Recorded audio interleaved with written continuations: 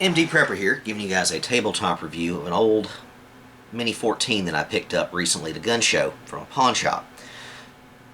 I'm going to talk to you about why I like the Mini 14 and why I don't like it at the same time. I wanted to buy one of these a long time ago, but with the election coming up and Obama being president and gun-grabbing fears and possibly Hillary coming along, I just held off. I stuck with AKs and ARs, which if you watch my channel you know I tend to enjoy those and already have magazines and ammo for, so didn't really want to add a Mini 14 with its different magazines and other things like that. I've always been interested in the rifle. Owned several, well I've owned them, friends have owned several, and I've shot them numerous times. If you know anything about them, they're very similar to the M1 Garand and the M14 M1As as far as their action and all, except they fire .223 and .556, and yes, they will safely fire .556, even though it says .223 back there.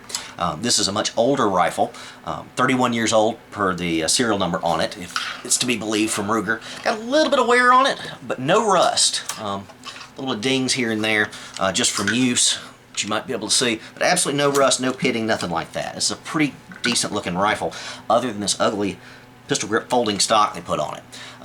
Obviously done aftermarket, didn't come this way. It's a folding stock, which obviously makes it more compact, which I'm assuming this was somebody's truck gun or deer hog rifle, something like that, for here in South Carolina.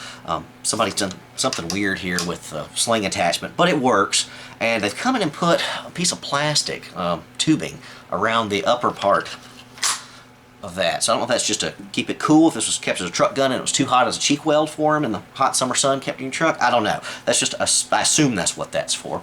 But it works. It locks up tight. There's no wiggle or anything. Got a little storage compartment under here, which I can't really get done at this angle, but anyway, for batteries or something like that, extra ammo. The sling works, set up sort of as a 3-point sling, and functions well enough. So overall, I'm pleased with it. Like I said, 31 years old. She's got some age on her, but she's been cared for, obviously.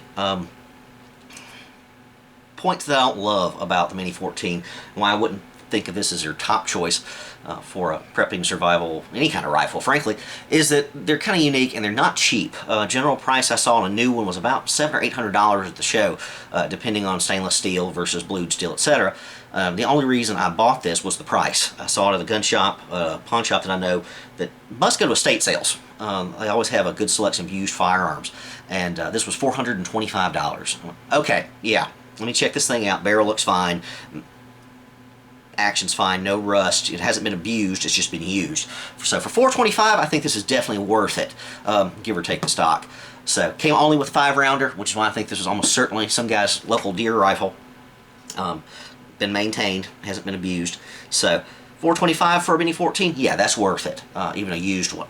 So even found this really old used magazine for sale at the show that was separate. You see that there. Still works. Don't know how old this thing is. So one of the points about this is accessories. There's not a lot of accessories. There are some mounts for optics. There's obviously some stocks that you can choose from. But as far as like quad rails and flashlight attachments, things that are specific to this, not a whole lot out there. A lot of stuff's proprietary, especially the magazines. Nothing else shoots this magazine. And so they can be a little bit expensive because, well, there's more manufacturers of AK and AR magazines out there than there are Mini 14s.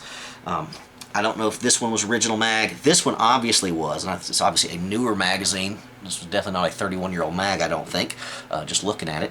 So who knows if it had a standard 20 or 30 rounder in there. Standard Ruger 20 or 30 round mags, this is a 20 rounder. They're expensive. They're 40, 50 bucks a piece for a magazine. So that I wasn't thrilled with. But this isn't going to be a battle rifle or anything. This is going to be a truck gun. So Tapco does make magazines, polymers, that are reasonably affordable. I think it was 15 bucks maybe, something like that for a 30 rounder. So haven't shot this one a whole lot, obviously been shooting the original mags, but they work fine.